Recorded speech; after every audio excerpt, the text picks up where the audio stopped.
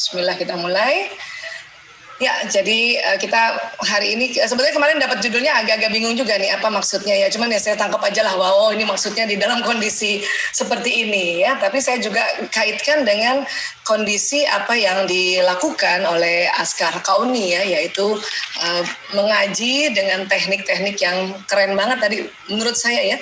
Apalagi saya belajar tentang ilmu otak. Jadi hari ini juga cerita tentang ilmu otak ya.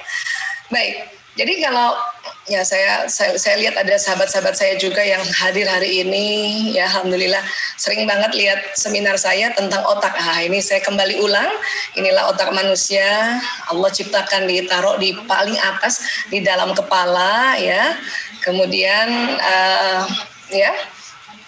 otak manusia ini, otak laki-laki lebih besar dari otak perempuan ya. Ini kita tahu seperti ini ya, insya Allah. Oke. Ya, maaf. Nah, ini otak dilihat dari samping ya. Ada otak besar dan ada otak kecil ya. Kemudian kalau kita lihat dari atas, ini otak terbagi dua. Allah buat otak ini terbagi dua. Ada belahan kanan yang ini dan ini belahan kiri. Jadi ini bagian depannya yang sini. Jadi bagian depan itu yang lebih kecil. Bagian belakang ini yang lebih besar karena di bawahnya ini ada otak kecil. Ya, ini luar biasa.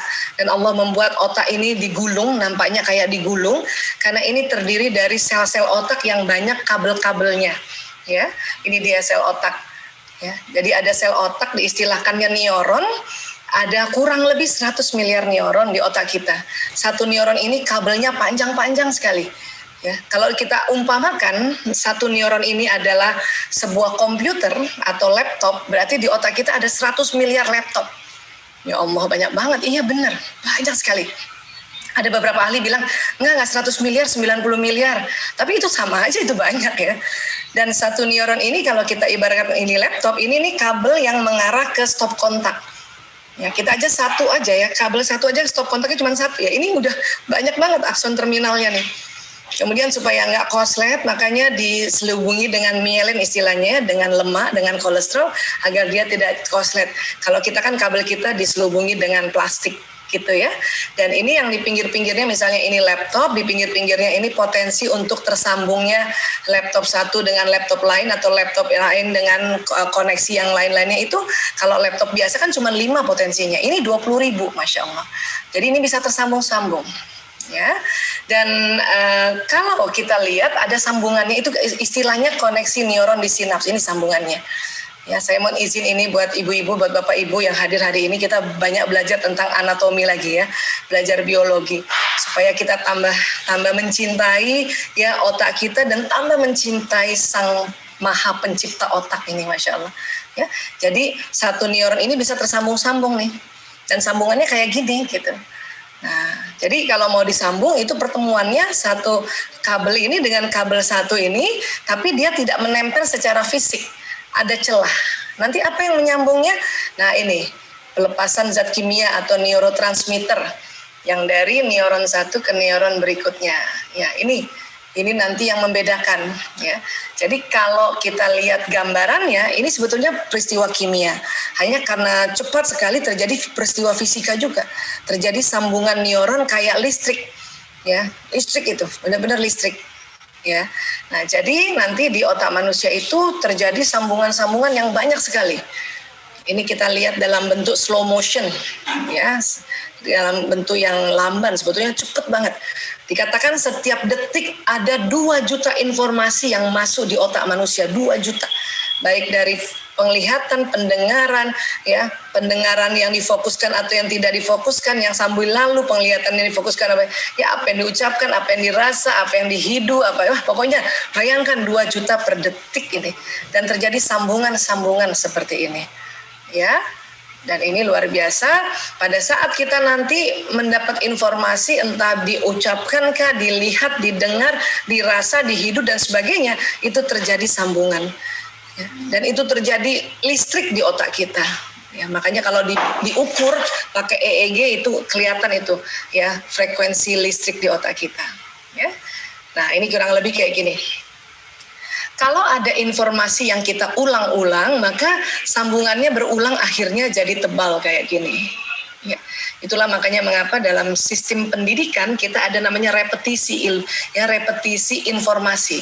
Kita ulang-ulang informasinya, maka sambungan neuronnya berulang. Ini nanti orang yang tadinya pertama baru tahu kan sambungannya baru satu nih, kemudian diulang-ulang akhirnya jadi faham. Ya, kan kita dimintanya begitu ya, habis tahu faham, ya, habis maklum mahfum gitu.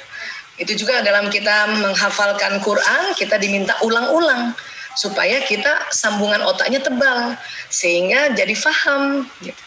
Ya, ini. Makanya apapun yang kita pelajari dan diulang-ulang, nanti sistem sarafnya sambungannya jadi tebal. Ini yang disebut pintar. Ya, pintar. Nah, kalau cerdas gimana Bu Isa? Kalau cerdas itu upaya untuk menyambungkan sel saraf yang baru. Karena mau tahu lagi hal yang baru. Ya, jadi kalau kita melihat hal yang baru, mendengar hal yang baru, bertemu orang baru, melihat tempat baru, ya, merasakan ya kondisi-kondisi baru, itu membuat cerdas. Termasuk pandemi ini kan sesuatu yang baru. Hampir semua negara ini baru, paling mereka duluan aja beberapa minggu atau beberapa bulan mengatasi pandemi ini. Jadi pandemi ini karena sesuatunya banyak yang baru, kondisinya yang baru, maka kita tersambung neuron-neuron baru. Sebetulnya itu membuat kita cerdas. Akhirnya karena kepepet kita muncul kreativitas, makanya muncul kecerdasan kan gitu. Kalau hal yang biasa berulang itu jadi pintar. Ya, gitu juga kalau kita sudah hafal Quran 1 juz kan akan terjadi sambungan neuron yang tebal. Kemudian kita hafalkan juz baru, itu tersambung lagi neuron yang baru, diulang lagi dan akhirnya tebal lagi. Nanti antara juz 1 dengan juz 2 dia ada kolerasinya. Nanti neuron satu dengan neuron lain tersambung lagi. Masya Allah.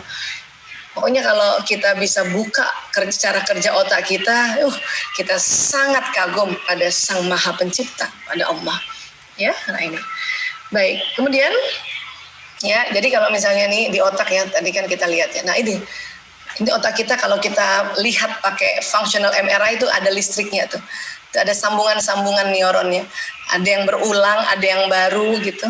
Hari ini misalnya saya baru pertama lihat Mbak Ai, dengar suaranya tuh tersambung tadi neuron saya yang baru Mbak. Ya, cuman tadi saya siapa ini ya gitu. Nggak tahu kalau Mbak Ai, kalau namanya Mbak Ai udah duluan. Makanya saya tanya supaya sambungan neuron saya makin kuat.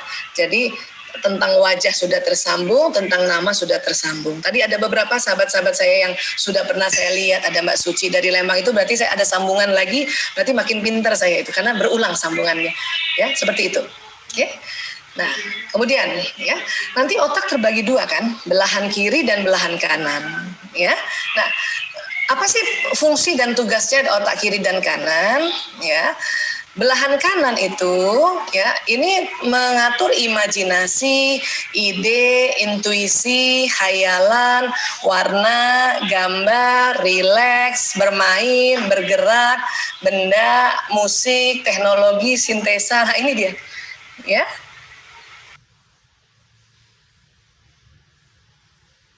Terus otak kiri itu belahan kiri ini mengatur bahasa, angka, hitungan, logika, rasional, detil, urutan, fakta, disiplin, syair, lagu, analisa. Ini kalau dihafal semua nanti malah lupa Bun, ya. Coba deh ayah bunda atau para bapak ibu guru coba lihat. Pokoknya nih yang kanan ini yang rileks saja, yang kiri yang serius. Makanya sengaja ada tulisan juga, ada gambar supaya ingat aja. Ini yang kanan ya, ini orangnya hadap sana, ini tengkuknya, ini otak kanan yang ini. Ya. Nah, ini tadi ini bagian yang rileks, yang asik-asik aja, ya. Ada gerakan tadi. Makanya tadi pas saya lihat cara menghafal Qur'annya, ini luar biasa nih di Askar Kauni, ya. Yang misalnya nih Quran kan teratur nih, kata-katanya teratur, ya, itu kiri yang bekerja. Karena ini kiri keteraturan, ya, urutan, ada urutannya, ya, bahkan detil. Nah, tapi kemudian karena ya Quran itu sendiri sebetulnya karena hurufnya dinamis, tidak stabil, tidak monoton, dia sudah menstimulasi kanan. Apalagi waktu kita lafazkan ada iramanya ya, ada kayak musiknya atau irama ya. Itu kanan sudah distimulasi. Apalagi pakai gerakan tadi, ada gerakan, ada intuisi, imajinasi dan rileks sambil kayak bermain gitu ya, itu kanan. Jadi pada saat menghafal apapun dengan mengaktifkan otak kiri kanan itu cepat ingat dan cepat hafal. Ya, termasuk kalau orang-orang ya menghafalkan lagu ya ini syairnya di kiri, ya iramanya di kanan. Lagu Indonesia Raya kalau cuman Indonesia Raya, Merdeka Merdeka itu baru kiri itu yang bekerja. Tapi kalau Indonesia Raya, itu kanannya. Sehingga lagu Indonesia Raya kita hafal kan gitu. Ya, nah ini. Jadi kiri yang serius, kanan yang rileks ya.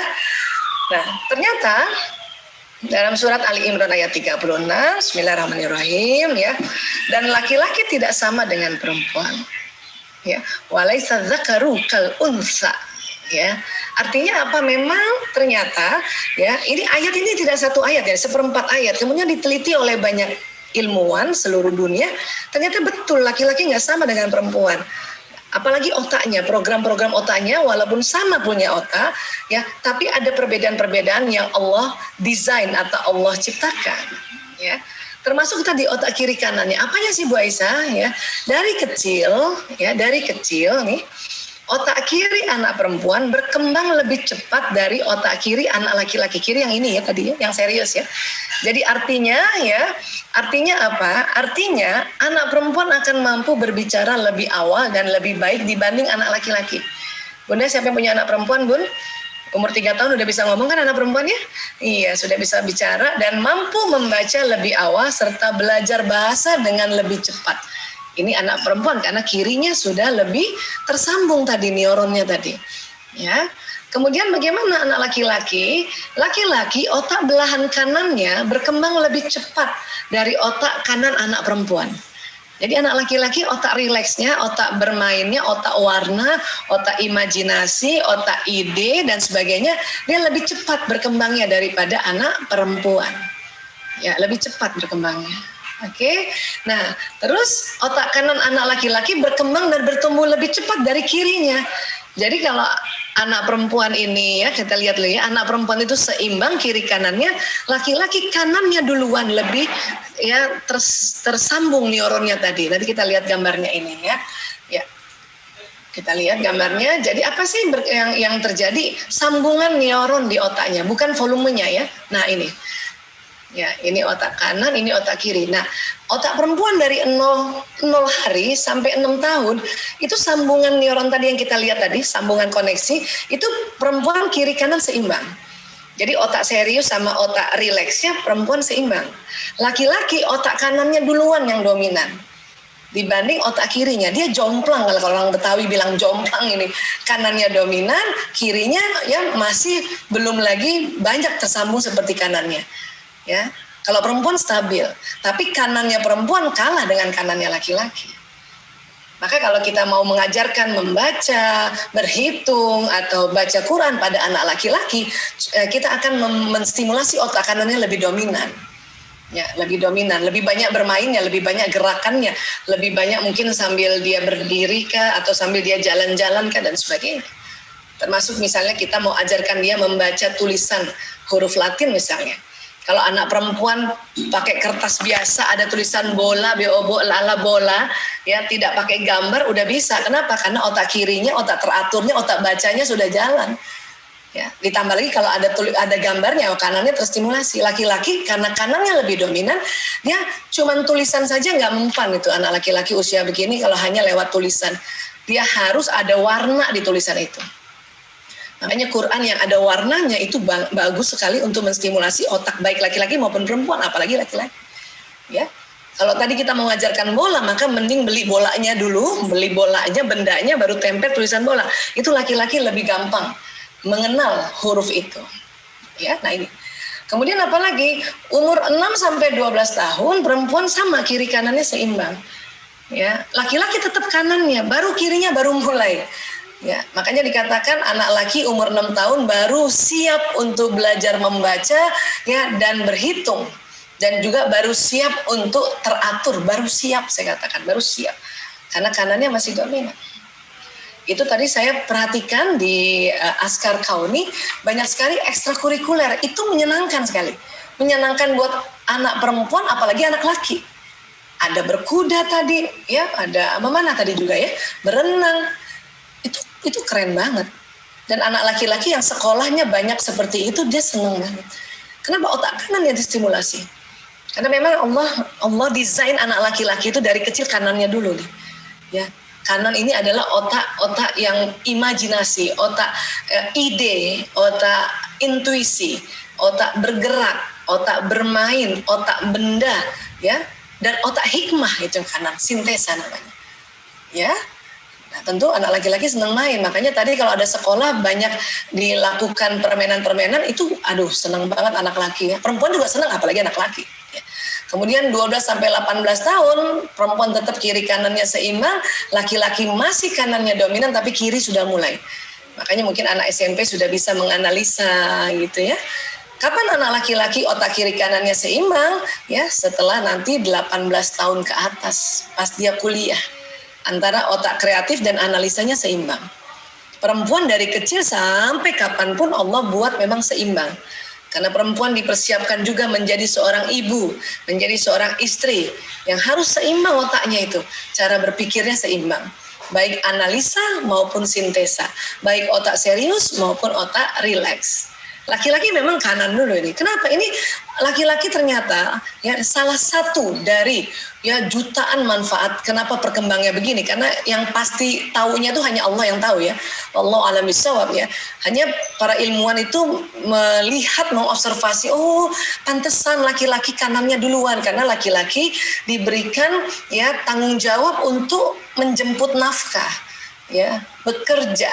Dan ini kalau bekerja otak kanan harus bermain, ya, otak kerja dan otak yang ada banyak ide kreatif, ya, dan otak teknologi. Nah, kanan teknologi. Jadi kalau laki-laki pun misalnya kita baca Quran dengan sebuah teknologi, seneng banget anak-anak. Apalagi anak sekarang. Anak sekarang itu istilahnya digital native. Lahir udah digital kanan kirinya. Bahkan mungkin waktu dalam rahim ibunya, ya, si anak itu sudah merekam bahwa ibunya pegang gadget. Itu sudah terekam di otak. Makanya kita juga menstimulasi bagaimana caranya untuk ya Quran kemudian kita masukkan ke dalam digitalisasi, ya. Hadis-hadis Rasulullah juga masuk dalam digitalisasi. Kemudian sirah Nabawi juga masuk dalam digital. Itu sesuai banget dengan era sekarang. Ya. Baik, kemudian apa lagi? Otak perempuan tersusun untuk bereaksi pada orang dan wajah. Ya, jadi kalau yang punya anak perempuan, punten banget ya kalau anak perempuan ngomong sejak dia kecil sampai kapanpun lihat mukanya. Perempuan seneng banget lihat wajah. Ya. Jadi bunda kalau punya anak perempuan, terus anak perempuannya mau diajak bicara, bahwa anak perempuannya kita motivasi untuk baca Quran kah, atau untuk belajar apapun, lihat mukanya, lihat mukanya. Kalau kita ngasih taunya sambil nggak lihat mukanya, itu buat anak perempuan nggak srek, ya, nggak pas. Jadi dia merasa bundanya nggak sayang sama dia. Ya, kalau ini mau anak perempuan kita mau diajak bicara, lihat mukanya, oke?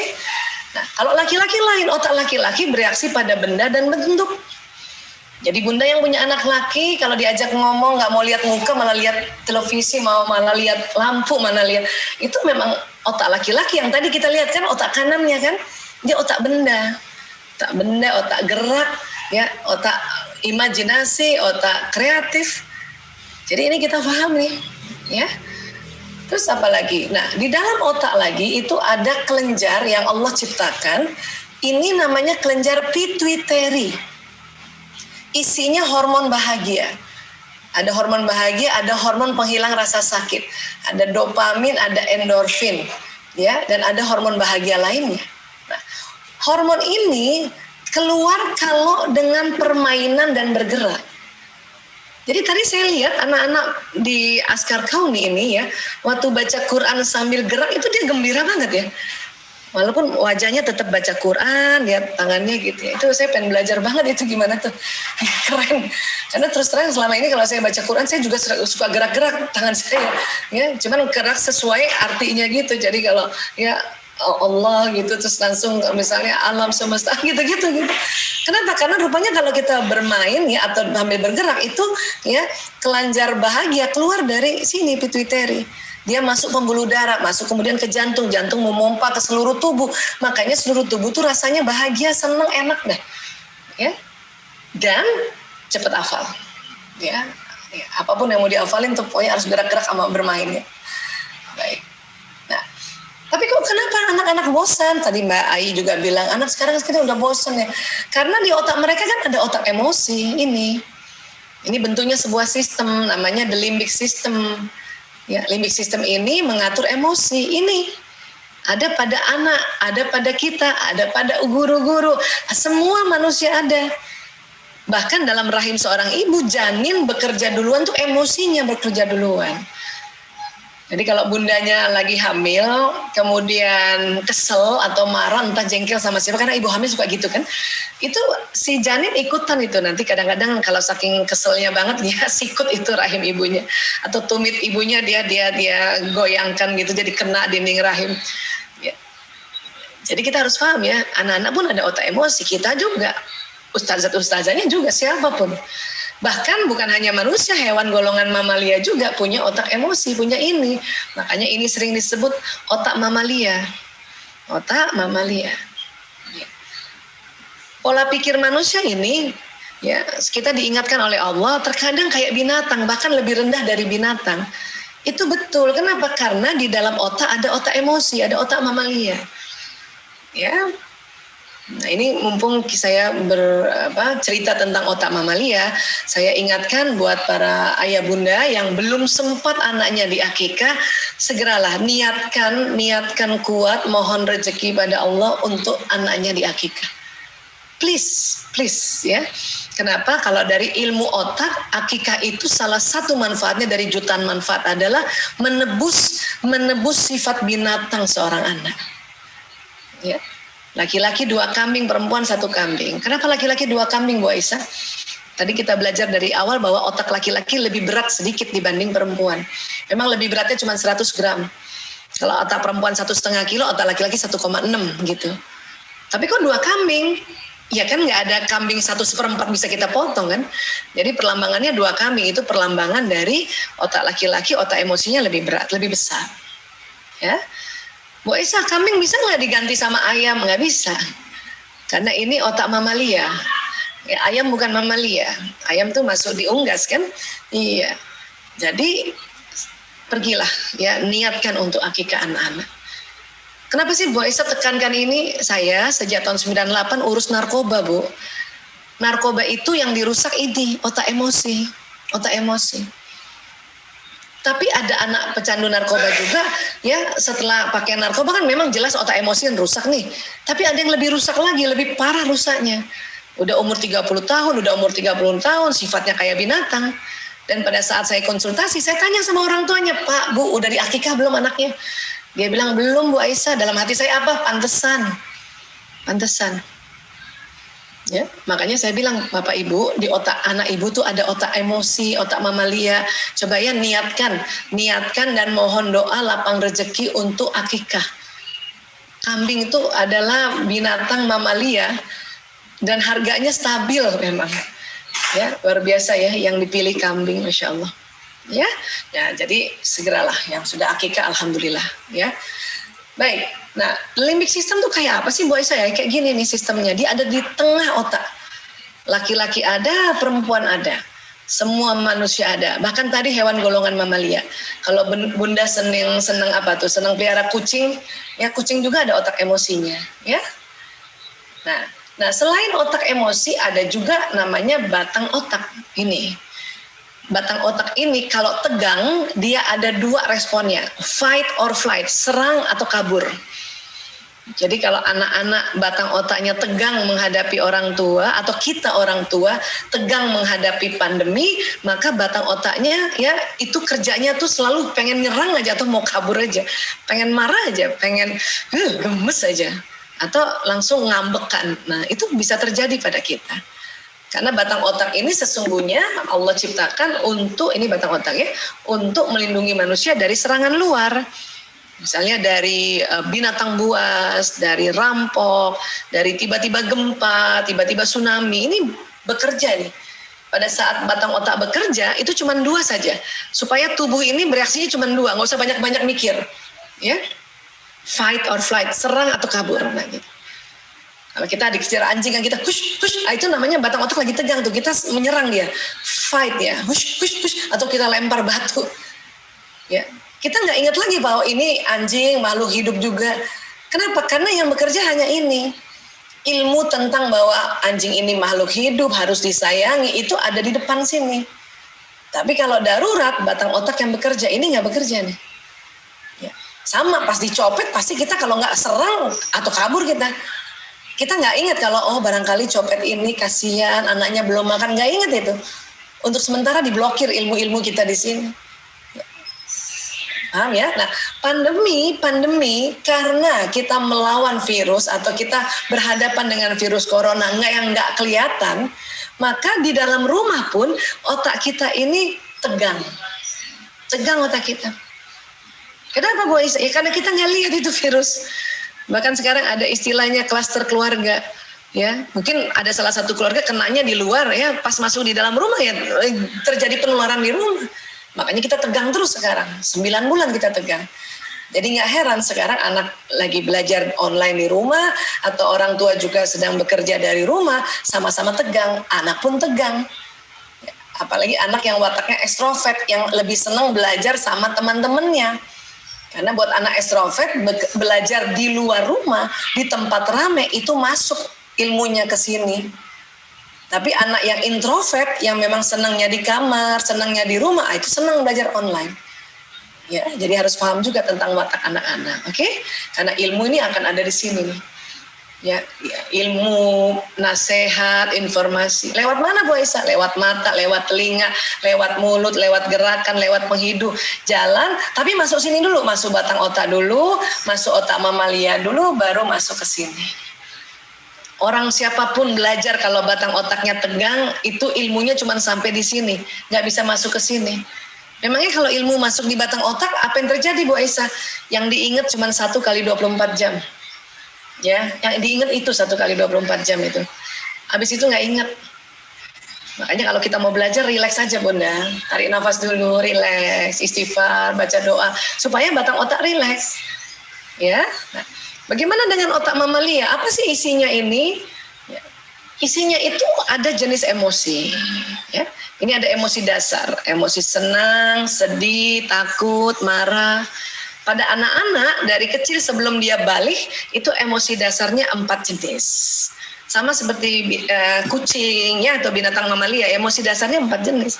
Makanya kucing pernah senang, pernah sedih, pernah takut, pernah marah. Gitu. Ya, atau sapi, pernah lihat sapi senang, sapi sedih, itu kalau sapi mau dipotong tuh mukanya sedih banget, ya takut, bahkan ada yang marah, makanya ya dia ceruduk orang-orang. Karena sapi juga itu mamalia, kambing juga begitu, ya. Nah, ini ada pada anak-anak kita nih. Jadi kalau anak bilang, Bunda saya capek, saya bosan, itu berarti batang otaknya tegang dan otak emosinya juga tegang ya. Ya, apapun, mungkin dia hafal Quran juga, kadang-kadang ada anak yang capek karena tegang mungkin. Ya, mungkin sekarang didampingi oleh ibunya tegang juga, ikut tegang sama-sama. Terus apa yang terjadi kalau anak capek dan bosan? Ya, mereka sebetulnya hanya ingin ya meminta orang tua untuk memahami bahwa dia capek dan bosan. Itu aja sebetulnya Bun. Ya, ini buat para bunda terutama ya. Nggak perlu juga kita telepon gurunya, telepon ustadz-ustazanya untuk tegur mereka supaya ngajarnya yang benar, nggak perlu juga. Kenapa? Karena anak tambah malu kalau kita telepon gurunya dan kita bilang, kata anak saya nih si ini ya ibu guru ngajarnya nggak enak, itu dia malu tuh. Nggak usah lah. Mereka hanya ingin orang tua ngerti bahwa dia capek dan bosan. Ya, jadi kalau anak bilang, Bunda aku bosan, ya, Bunda aku capek, Bunda aku nggak ngerti, ya. Bunda aku kesel, ya. Kemudian Bunda aku lapar, apalagi anak laki nih. Ya, ini kita harus ngerti aja. Nggak bisa juga ditampik. Kenapa? Karena itu memang secara fitrah ada di otaknya dia. Difahami dulu, baru nanti diajarkan mengatasinya. Ya, banyak orang tidak memahaminya. Kalau tidak diterima dan tidak memahami, gimana cara mengatasinya? Ya. Terkadang bukan anak yang begini, kita yang begini orang tua. Jadi bolehkah orang tua capek atau anak capek dan bosan?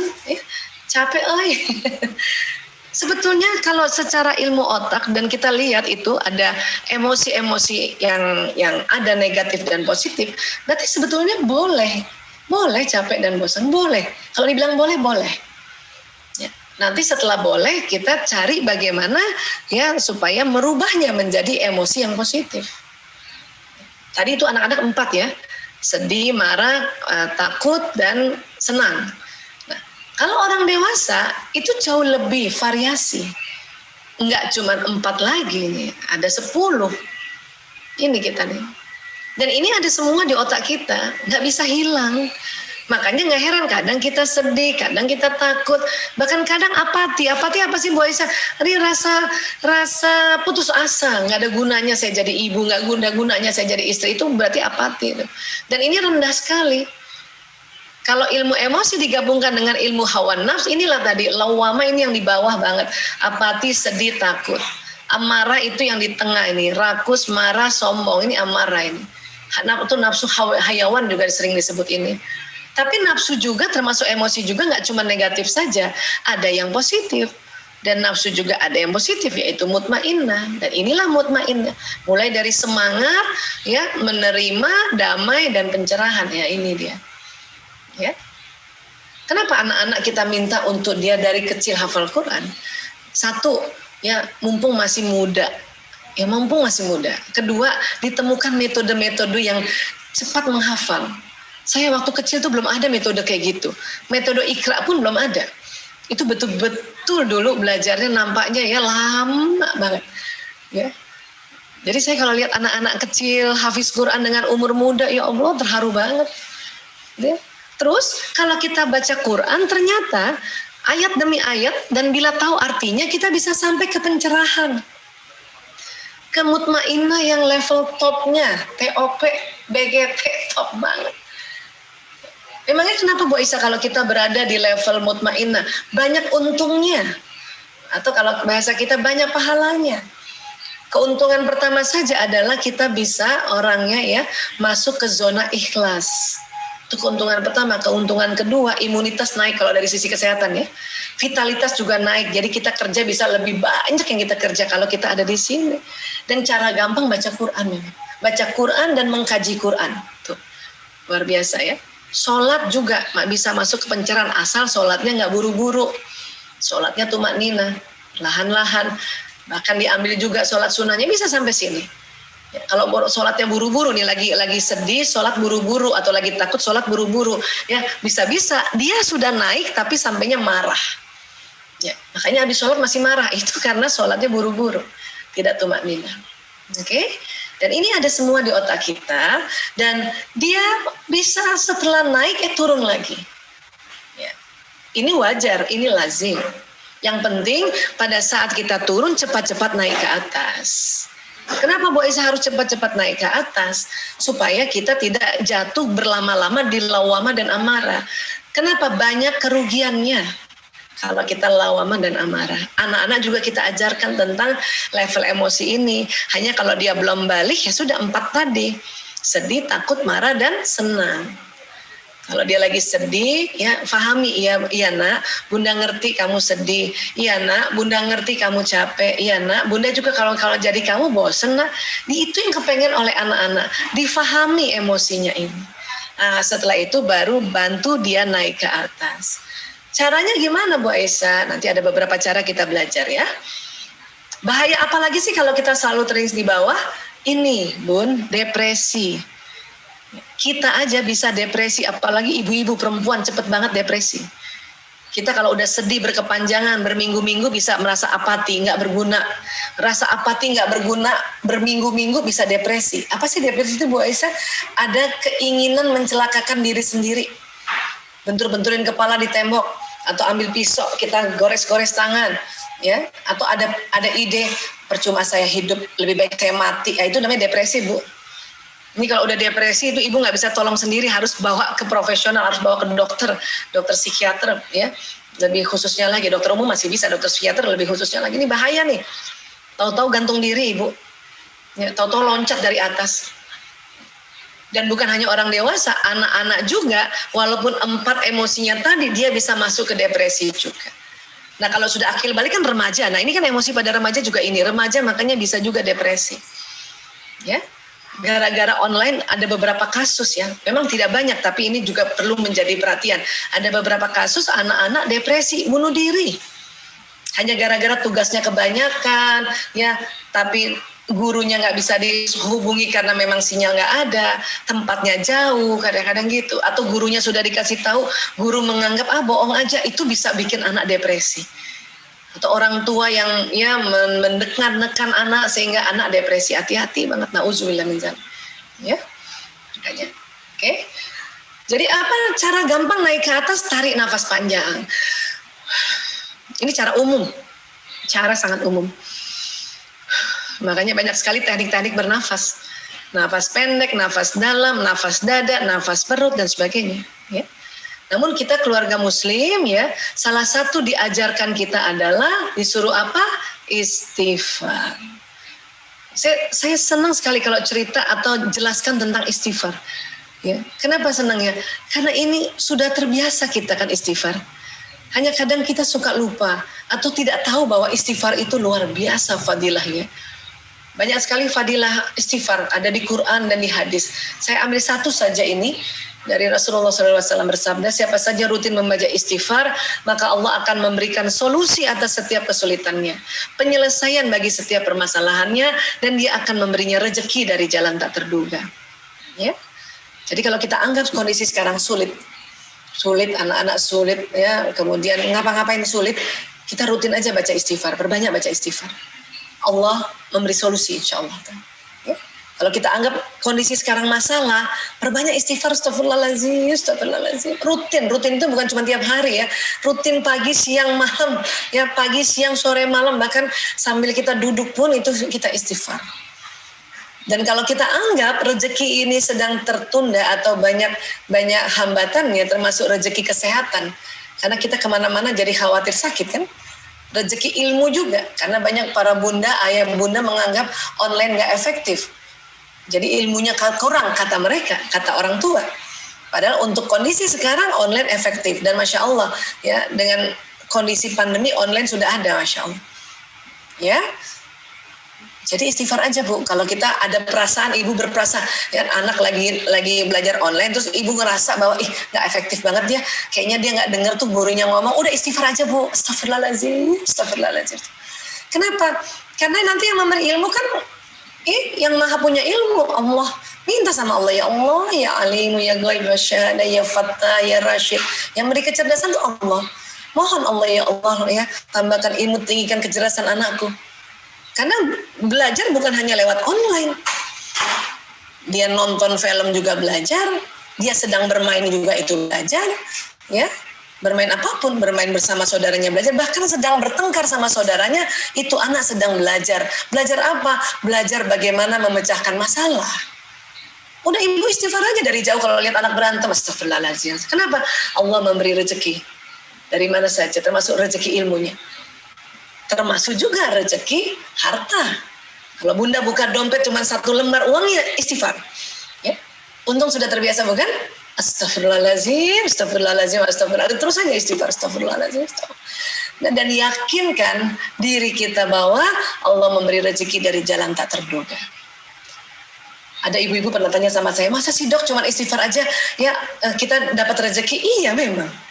Saya yakin banget, yakin karena Rasulullah SAW yang bersabda, dan ini hadisnya sahih, ya, dari Abu Daud, Ibnu Majah, Hakim, dan Baihaqi. Dan ya sudah setiap hari dirasakan, alhamdulillah, masya Allah. Ya. Termasuk anak-anak, kalau kita merasa anak kok dia ngantuk-ngantuk ya di depan online ya, atau tuh anak sambil belajar tetap main ya, kok kayak gitu ya, istighfar aja ibunya, astagfirullahaladzim. Ya. Selain menaikkan emosi ini, Allah memberi rezeki dari jalan tak terduga, termasuk rezeki ilmu, ya. Atau melihat anak kok nggak hafal-hafal ya, terus anaknya misalnya ngeluh, Bunda, aku nggak hafal-hafal juz ini gitu. Istighfar nak, ajarin anaknya istighfar nak, astagfirullahaladzim. Istighfar dulu, nggak usah macam-macam kita mikir. Istighfar dulu nak, istighfar. Nanti kalau istighfar sudah dilafazkan, nah barulah kita tingkat tempat yang lain lagi, ya. Coba nak doa nak, Robbi zidni ilman warzuqni fahman gitu. Tapi istighfar dulu. Karena seperti biasa kalau tegang otak kita ilmu itu terblokir sementara. Dan istighfar karena sudah dari kecil, maka insya Allah dia otomatis astagfirullahaladzim. Ya. Nah sekarang ada orang bilang anak dari ortu darting, ya orang tua darah tinggi. Kalau saya nggak mau loh, saya nggak mau bilang kayak gini. Ibu-ibu kalau ada yang ngomong kayak gini stop ya bu, ya nggak mau saya. Ya orang tua darah tinggi itu bukan karena anak dari, orang tua darah tinggi itu karena turunan genetik, pembuluh darahnya kaku. Memang pencetusnya banyak. Tapi kalau kita sering ngomong kayak gitu tadi nih, kayak gini nih, ya itu nanti benar-benar kejadian. Sudah relax saja. Jadi maunya apa Bu Aisyah? Bagusnya apa kita bilang? Anak dari ortu sharing berbagi aja. Kalau ibu nggak ngerti pelajarannya sharing, Bu ya sharing sama sekolah dan guru. Tanya aja wali kelas, Bu gimana ya ini ya? Tanya gurunya, nggak apa-apa kok sekarang sekolah-sekolah paham tentang ini. Kalau masih ada guru yang kekeh nggak mau ngajarin atau yang pelit ilmu, hati-hati nanti dia kena sendiri itu balanya ya. Sudah. Tapi saya yakin guru-guru sekarang, Masya Allah, kepala sekolah, guru-guru, ustadz-ustazah, ngerti ini soal kayak gini. Ngerti, Masya Allah. Atau sharing dengan siapa? Dengan pasangan hidup dan anak. Susah Bu Aisyah ngomong sama suami saya nggak ngerti-ngerti. Ya, ngomong sama anak nanti kasihan, keberatan. Ya kasihan juga ya, beberapa orang masih susah ya ngomong sama pasangannya ya. Tapi ada banyak juga ibu-ibu bisa ngomong sama pasangan hidupnya. Bersyukurlah Bu. Karena ternyata banyak juga, ada beberapa juga orang yang belum bisa ngomong sama pasangan hidupnya. Bu Aisyah kalau ngomong sama teman, sahabat boleh nggak? Atau profesional? Sok atau silakan sharing. Apalagi profesional ya. Karena mereka bisa membantu, apakah dokter, psikolog, psikiater, terapis, dan siapapun yang sudah terlatih ya. Untuk seperti ini. Hanya memang karena kondisi pandemi juga mencari profesional nggak mudah juga. Paling misalnya online aja gitu. Kayak saya sekarang masih terimanya online saja konseling-konselingnya gitu. Kalau gitu gimana dong Bu Aisyah? Sekolah susah, pasangan hidup susah. Ya, yang harus kita sharing dan nggak boleh lupa yaitu pada Allah Subhanahu Wa Taala. Sharing pada Allah. Ya Allah, saya kesel ya Allah. Ya Allah, saya kok capek banget ya Allah. Ya Allah.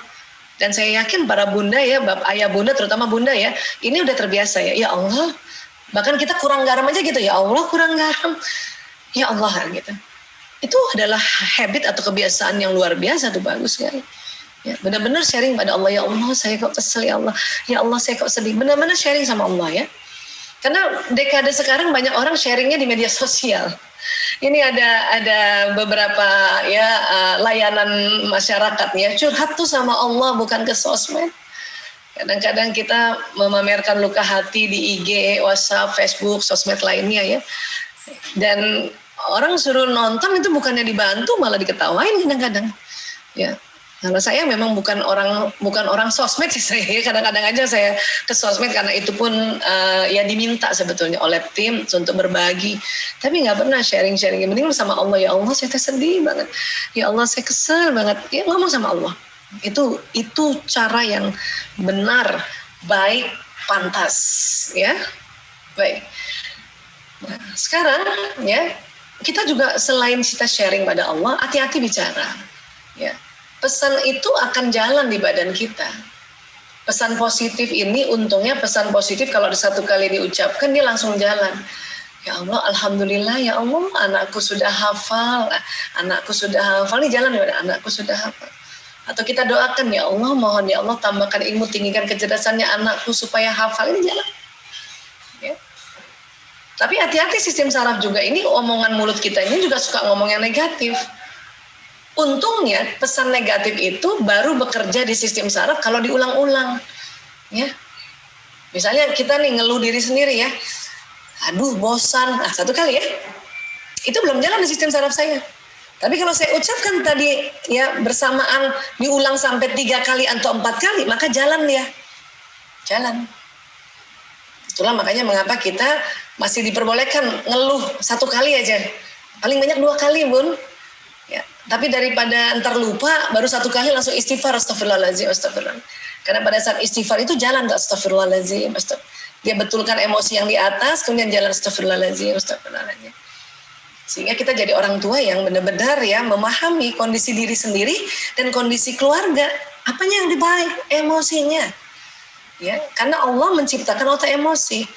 Teknik yang sekarang dipakai adalah bukan kita ya menampik emosi kita bahwa kita capek, bahwa kita bosan, bahwa kita sedih. Ya, bukan menampik. Tapi jadikan emosi negatif itu ya sebagai momentum untuk kita ingat Allah lagi. Ya Allah, astagfirullahaladzim, ya Allah, astagfirullahaladzim. Bahkan emosi negatif terkadang itu bisa jadi sinyal. Ketemu orang baru nih, ya. Kita ada emosi yang khawatir, curiga sama orang ini, itu juga sinyal. Karena belum tentu orang baru ini ya betul-betul orang baik. Jadi sinyal gitu. Nah, kemudian kita ya dialog sama Allah, ya Allah, kenapa saya perasaannya gini sama orang ini, ya Allah, angkat perasaanku. Jadi kita tetap minta sama Allah angkat perasaan yang buruk ini, dan Allah mohon petunjuk siapa nih orang ini, kan gitu. Ya. Kenapa kadang-kadang kita pada saat sudah doa minta dihilangkan prasangka buruk, masih muncul lagi, kita doa lagi minta sampai 3 kali, oh itu berarti intuisi, itu berarti juga petunjuk. Makanya kita ya jaga jarak terhadap orang baru yang kita nggak kenal ini. Kenapa? Karena emosi negatif kadang-kadang ini itu menolong kita dia.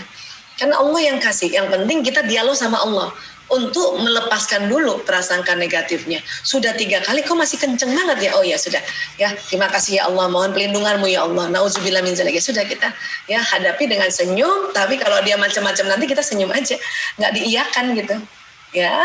Nah inilah sistem saraf ini kan kayak kabel listrik, makanya setiap apa yang diucapkan jalan ke atas dan jalan ke badan. Ya, mata juga gitu, apa yang dilihat jalan. Telinga juga begitu, apa yang dilihat jalan. Ya. Nah, jadi tubuh kita ini selalu membawa pesan lewat sistem saraf ini, terasa itu. Jadi dimintanya apa kita? Stop mengeluh. Karena kalau keluhan diulang-ulang jalan. Tapi kalau ya Allah, ya capek nih kan baru 1 kali ya, itu belum jalan. Kok bisa Bu Aisyah belum jalan? Karena sistem saraf ini hafal. Kalau omongan positif itu langsung jalan. Kenapa? Tadi omongan positif itu kalau diukur frekuensinya lewat listrik ini, dia di atas 200 Hz. Tinggi dia, kayak tangga kan tadi tinggi. Jadi omong positif dia langsung jalan. Tapi kalau ngomong negatif, apalagi sedih kan berapa? 75 Hz. 1 kali ya Allah gitu ya, kita ucapkan tadi kesedihan itu belum jalan. Tapi kalau diucapkan 3-4 kali, 75 kali 3, makanya dia jalan. Itulah kalau kita mau bilang atau mau ngaku sama Allah ya 1 kali 2 kali, habis itu segera istighfar, astagfirullahaladzim, tarik nafas panjang ya. Jadi kita stop mengeluh ya. Kemudian anak-anak juga ingat, dia juga punya sistem saraf Bunda. Maka apa yang Bunda kasih tahu itu jalan, apa yang Bunda perlihatkan perilaku kita itu juga jalan pesannya. Kita suruh anak sholat, tapi bundanya belum sholat, itu juga antara telinga dengan mata itu nggak sinkron, ya. Kalau kita mau anak kita itu ya rajin hafiz Quran, kita juga pas suruh dia hafiz Quran, kita juga buka Quran, supaya antara pesan di telinga sama mata sejalan. Ya. Bahkan saya bersyukur banget kalau anak-anak saya ada sedang tugas dari sekolah hafal Quran, itu kesempatan banget juga saya ikutan. Kenapa? Karena saya waktu kecil belum hafal, terus terang. Belum punya teknik-teknik, apalagi yang tekniknya kayak Askar Kauni ini. Belum ada. Mana ada, boleh dulu malah baca Quran nggak harus diem. Kalau nggak disabet. Mana boleh goyang-goyang kayak gitu, mana boleh dulu. Sekarang karena ilmu otak berkembang, malah justru dengan kita gerak-gerak gitu malah gampang. Makanya tadi baca Quran semudah tersenyum. Wah, saya setuju banget itu. Makanya karena belum hafal ya saya mencoba kalau anak-anak lagi hafal juga. Dan tidak semudah waktu masih kecil. Para bunda yang juga seperti saya baru sekarang ngafalin Quran itu tidak semudah waktu kecil. Ya, tapi lakukan saja.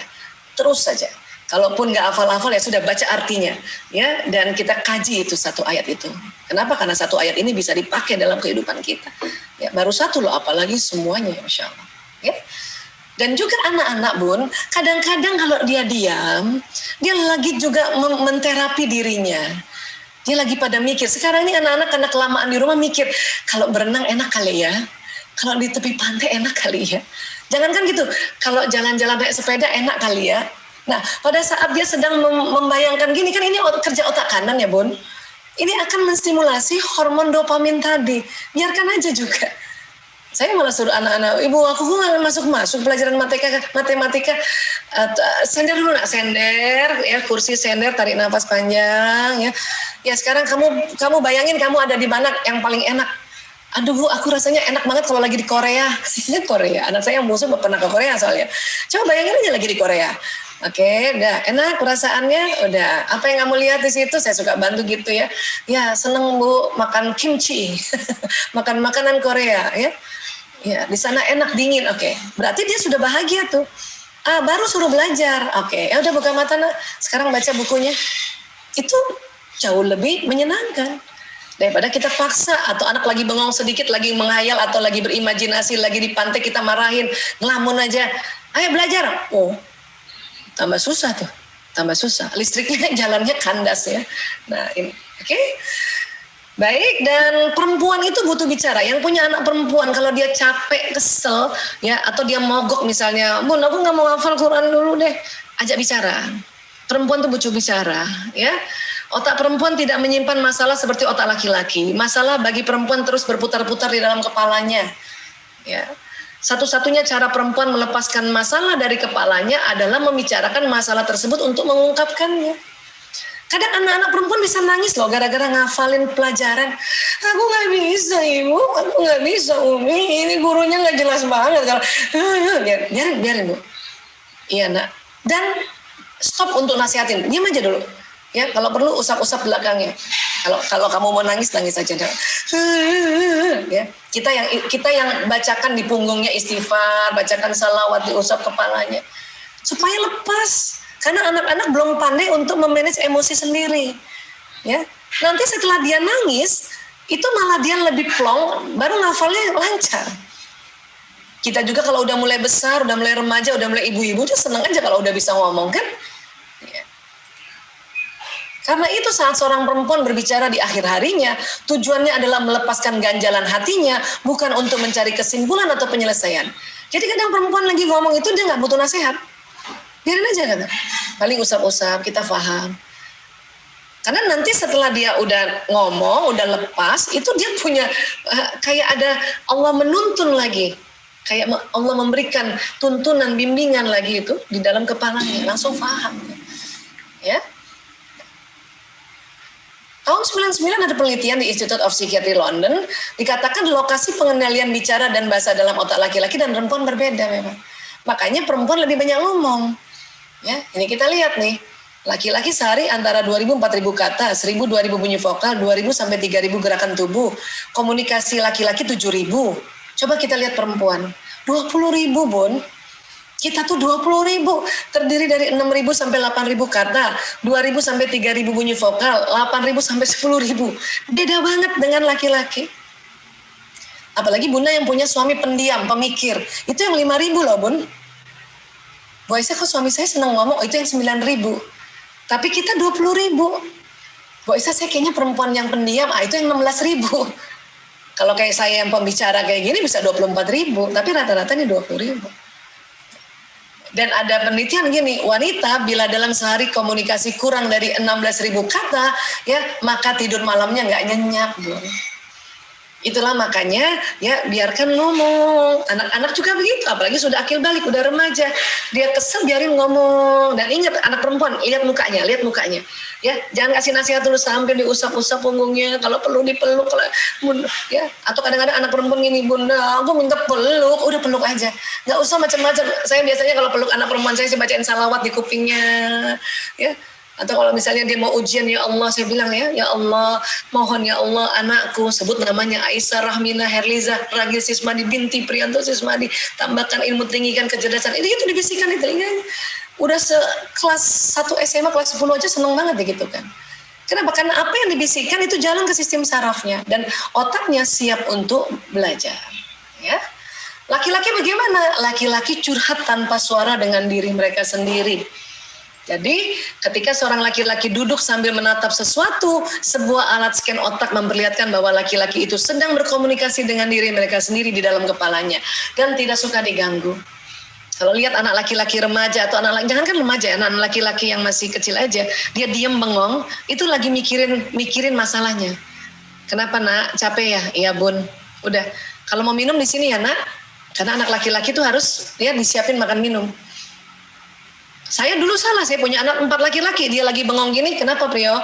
Capek ya? Iya. Kenapa sih nak? Boya cerita sama ibu kan ibumu. Itu anak laki-laki gak suka digituin. Juga bapaknya. Kalau ayahnya lagi kayak gini, mukanya udah cuman bilang, ayah capek ya? Iya, oh mau minum apa? Mending tanya gitu. Gak usah sok-sokan merasa, ya kenapa sih Boya cerita sama saya kan istrimu, ibu dari 5 anakmu, ya belahan jiwamu, gak usah. Ya, suami saya kalau udah saya desek-desek untuk cerita dia begini tangannya. Tuh berarti udah tahu tuh, oh nggak mau diajak ngomong. Jadi sabar aja bun.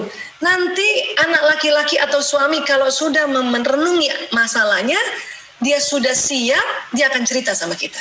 Sabar aja. Mending kalau kayak gini siapkan makan dan minumnya.